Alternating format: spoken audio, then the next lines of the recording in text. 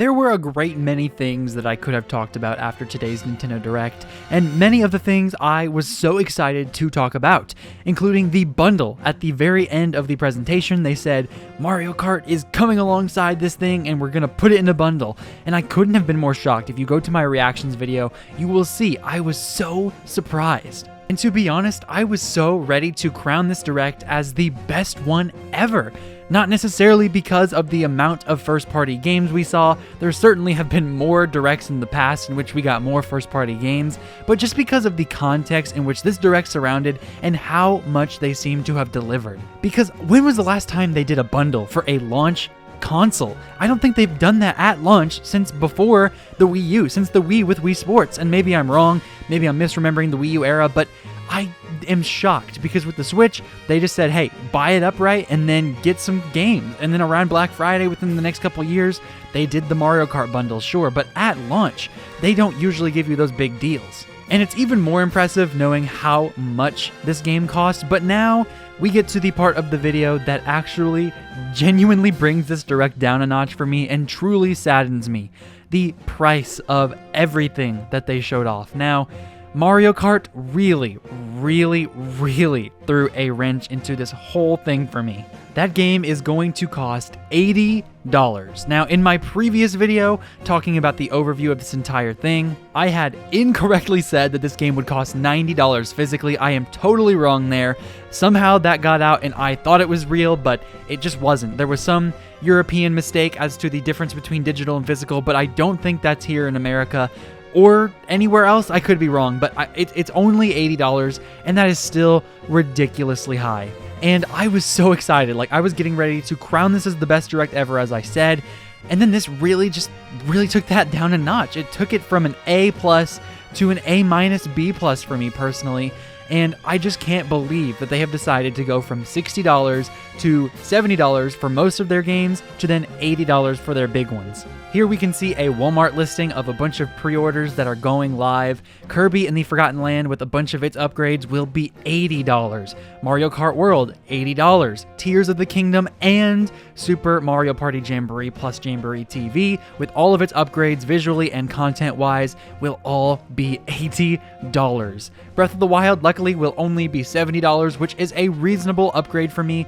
but all of the others are just kinda crazy. Now I understand, this is the most powerful Nintendo console of all time. The Switch 2 is blowing everything else out of the water and is really rivaling the PS5 and the Xbox Series X, and I couldn't be more happy about that, but I honestly don't understand where they're coming from, because if you think about it, Tears of the Kingdom was $70 on the Switch. Then they're upgrading it and they $10 more for that upgrade. I mean, okay, cool, sure, whatever. But then you have a brand new game built from the ground up for the Switch 2 in terms of Donkey Kong Bonanza, and that is only $70, but then you have Mario Kart World for $80. So I'm trying to find the logical consistency here. Maybe it's something internally, maybe it has to do with the way they're developing these games, the amount of people that are working on it, maybe it has something to do with how much time and money they've put into it. But as we've mentioned prior, Breath of the Stinking Wild, only needed to sell 2 million copies to break even on its development costs, to break even. Imagine how much money they have made from those 30 million copies sold, and how many people wouldn't have bought it if they had priced it at $80. I don't understand at all what they're trying to get at here. I don't understand what they're thinking, because if they were to price these games at $70 baseline and it didn't go any higher than that, that would be a tough pill to swallow for a lot of Switch owners, but still, it would make sense. That's the industry standard now for these types of games. For 4K, 120 FPS, that is the standard. Sure, I get it. But then to go a step higher, to reset the industry standard, for all the other companies to want to follow suit, and then for it to just keep going, where does it end?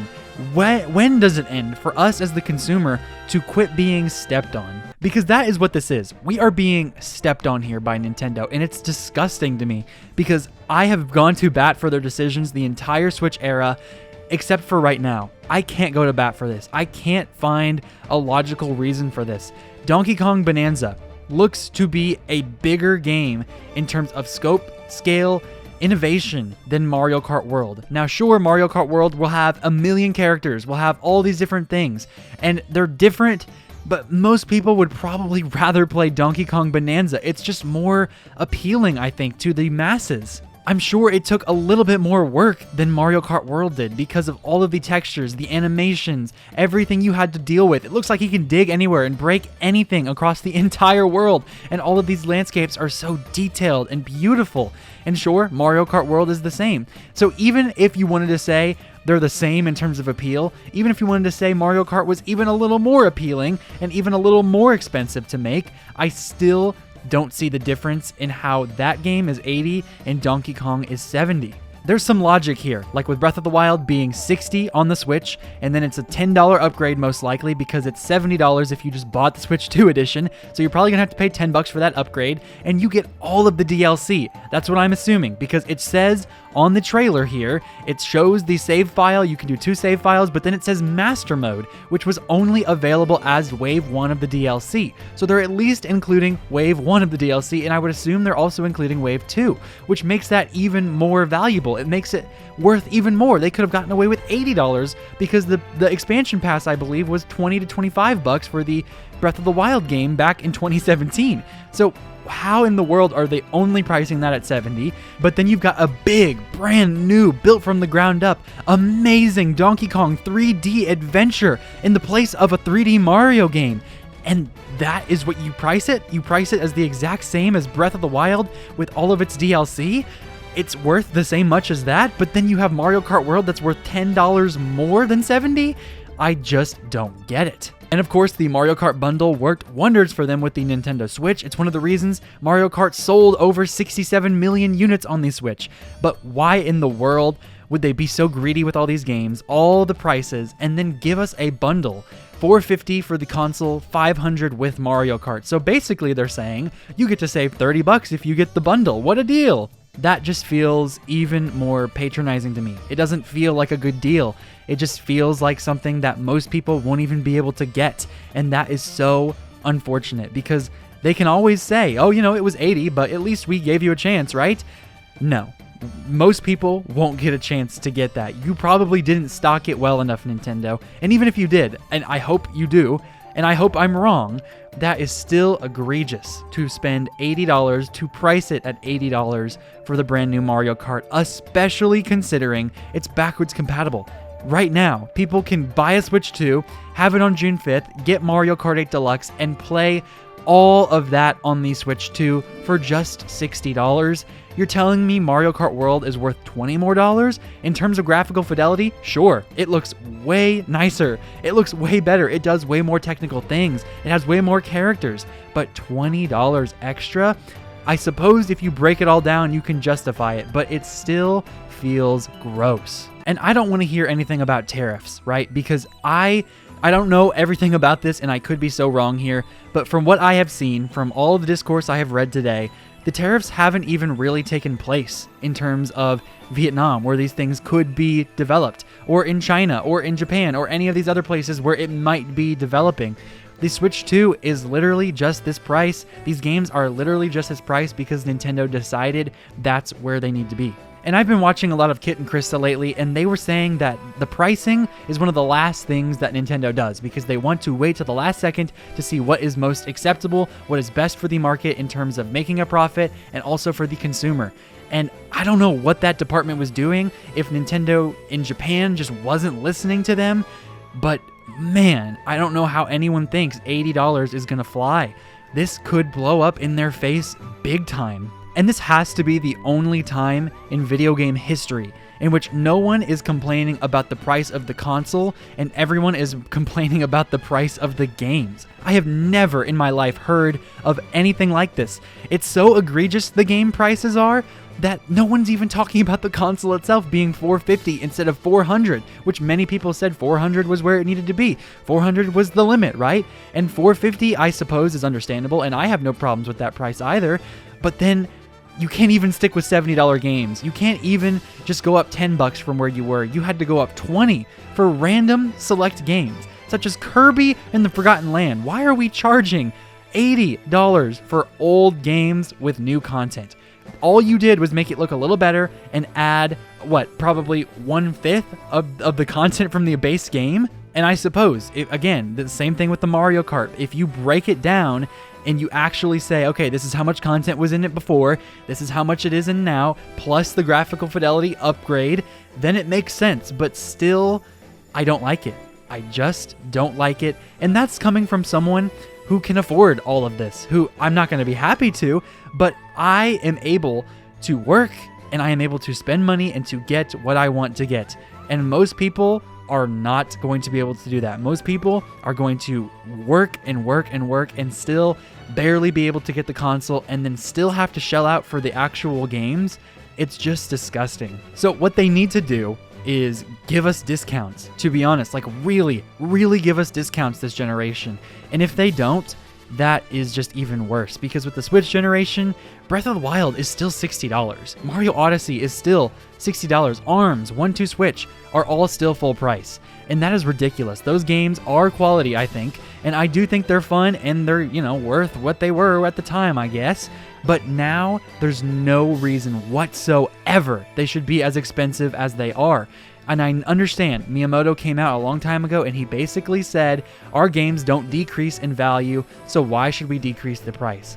But it just works that way. That's how the industry is. The longer a game is out, the more you want to give it a discount so that people who can't afford it, people who maybe want to but don't want to shell out full price, maybe they'll get into it and then want to keep paying for the rest of the series. And Nintendo just doesn't seem to understand that concept. And I should have known. I should have known and guessed the second one, I didn't even notice that the pricing wasn't even mentioned. Like, I was so happy and excited, and I just believed with my whole heart that they were going to tell us the price beforehand, that I wasn't even thinking about it. I was just waiting for them to say it, and when they didn't say it, I forgot it didn't happen.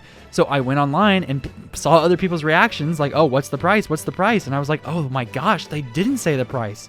And then I saw it was $450 then to $500, and I was like, okay, that's actually pretty good.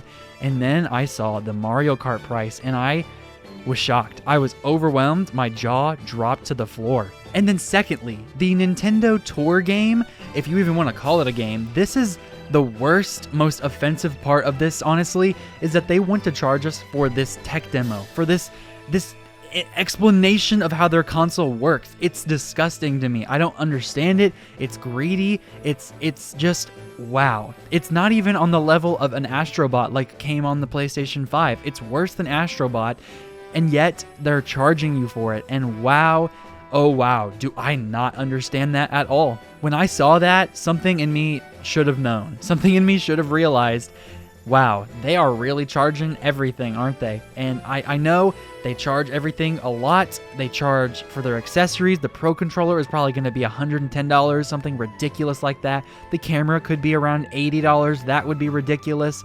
They're going to charge so much for these things, and a lot of them I could justify in some way or another by just kind of turning a blind eye, right? Purchasing one, not thinking about it for the rest of the generation. But no, I cannot turn a blind eye to this. This is ridiculous. And another thing, while I'm here just rambling about this, I was thinking earlier today, like, you know what? Maybe this is just an extreme case, right? With Tears of the Kingdom, they said, you know what? We're going to be very careful in how we price our games moving forward, and we will make sure that if a game is worthy of pricing it higher, we will do that. But if it's not, we will really try to examine why that is, how it is, and put some logic behind it. And I believed them. Tears of the Kingdom was worth every penny. I would gladly pay $70 for that game over and over and over again. And whatever upgrade it gets for $10, yeah, I'm happy. For Breath of the Wild, yeah, I'm happy with that upgrade. But it's not an exception. As I said many times before in this video, with all of these other games that are priced at $80, this is not an exception. This is, in fact, almost a norm. It is probably going to be about a fourth to a half of these games are $80. And as the generation goes along and the world just continues to suffer in inflation and everything continues to get a little bit worse until it doesn't, because hopefully it'll stop one day, right? But if it doesn't, then I imagine almost every game will just be $80 and that's it. And then will they keep going up? Will this become one of those hobbies that is just a total luxury. And it isn't right now. A lot of people will say it is now, and I just don't think it is now, because it's pretty reasonably priced. If you consider all of the other options around you, how much a couch costs, for heaven's sake, how much it costs to go to a movie, and then stretch out that hour-and-a-half movie into 60 hours from a game, it's worth the price. But how much is too much before we say no? Before we decide, I'm not going to buy this, and it's too much. It is too much. So what do you think down in the comments? Please let me know below. What have you thought about all of this? Because it really, really messed up my day in terms of the Direct and how I think of Nintendo moving forward. This doesn't seem like the company I know that really does care about people and wants to put smiles on people's faces. This feels like we can do it, so we will do it. And we don't care what people think, and it's going to cause a stink, but people are going to buy it anyways, right? Is the mentality they have. And they do have that about other things, but I felt that because they had priced things at $60 and were so selective with Tears of the Kingdom and made an effort to tell us they wouldn't price these games so haphazardly, I believed them, and I had that faith betrayed. So let me know down below what you think about all this. Make sure you like and subscribe if you enjoyed today's content.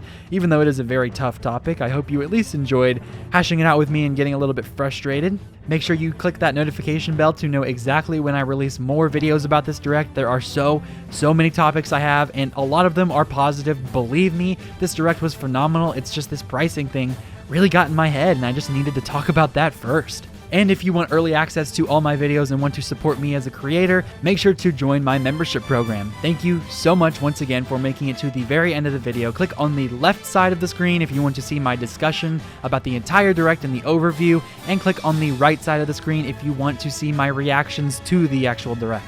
Make sure you have yourself a phenomenal day, regardless of however this might make you feel about Nintendo or about the games moving forward. I have been Ray. This has been Ray's Nintendo Talk, and I will see you all in the next video.